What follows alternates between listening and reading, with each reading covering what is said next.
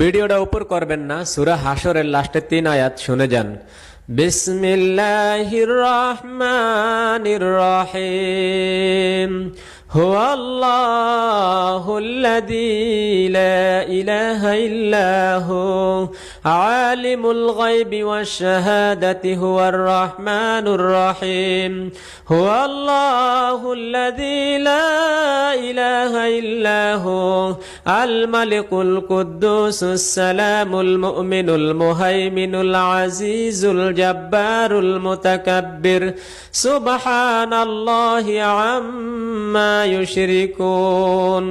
هو الله الخالق البارئ المصور له الأسماء الحسنى يسبح له ما في السماوات والأرض وهو العزيز الحكيم.